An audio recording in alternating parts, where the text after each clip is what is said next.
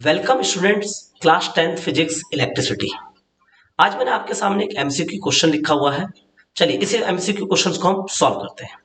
I student carries out an experiment and plots the VI graph. एक student से के द्वारा एक एक्सपेरिमेंट किया गया है और उस एक्सपेरिमेंट में वीआई ग्राफ को ड्रॉ किया गया है और उसके अंदर 3 डिफरेंट सैंपल्स लिए गए हैं निक्रोम वायर के, जिनका रेजिस्टेंस R1, R2 और R3 है।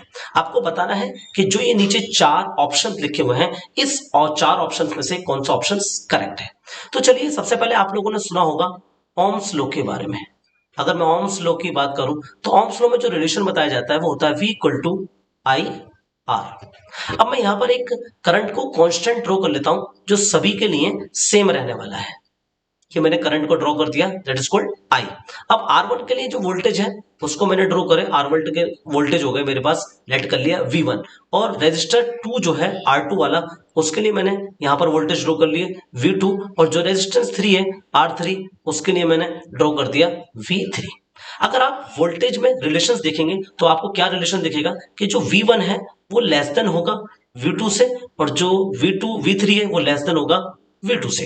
क्यों? क्योंकि जो भी वोल्टेज है वो ओरिजिन से जो सबसे ज्यादा करीब होगा उसके अंदर वोल्टेज कम होंगे और ऐसे ये वोल्टेज इसके अंदर बढ़ते चले जाएंगे। तो चलिए हम लोग देखते हैं V1 का रिलेशन क्या बनेगा। अगर आप V1 को देखेंगे तो V1 बराबर क्या आएगा, I R1।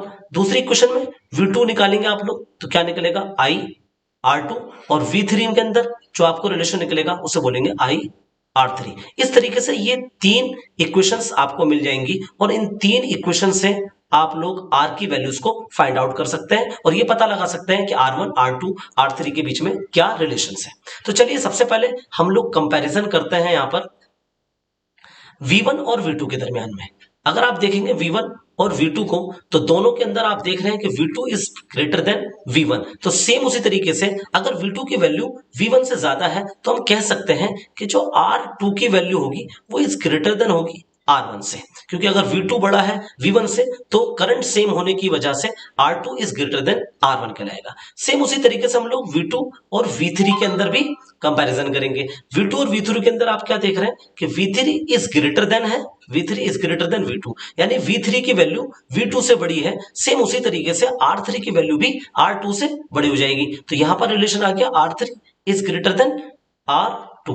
अब आप यहां पर देख रहे हैं कि सबसे बड़ा जो है वो यहां पर R3 है और जो सबसे छोटा है वो R1 है। तो आप इस रिलेशन को कैसे लिख सकते हैं, आप लिख सकते हैं कि R3 is greater than R2 is greater than R1। तो ये रिलेशन आपका यहां पर तीनों रेजिस्टर्स का देखने को मिला है। तो इस तरीके से मेरे पास जो ऑप्शंस हैं ए बी सी डी में, उसमें मेरा जो ऑप्शन नंबर बी है वो बिल्कुल करेक्ट हो जाएगा।